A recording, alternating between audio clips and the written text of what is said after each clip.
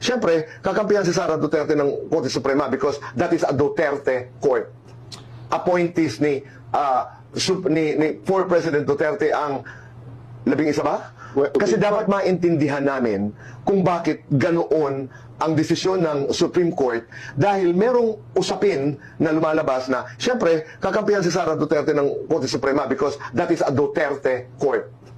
Appointees ni former President Duterte ang labing isa ba? Well, first, every time may decision na hindi maganda, natural na tinitingnan sino nag-appoint, but that is generally unfair unless you have more than there at Duterte court. Number two, But you're already Alan, that's a political statement. yes. Okay. But number two, it's unanimous eh.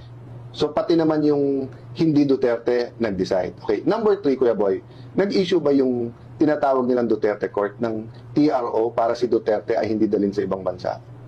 Tingin niyo ba ano mas urgent sa Duterte family at sa mga supporters ng Duterte? Huwag ma-impeach si Sara or huwag ma-export at madala sa Hague si Duterte? So tignan niyo yung context. Kung sana bawat galaw ng Duterte nandyan na parang guardian angel bodyguard ang Supreme Court, baka pwede mong i-dig deeper na sandali. Tingnan nga natin yung mga desisyon kung bias. Eh, hindi, ano eh.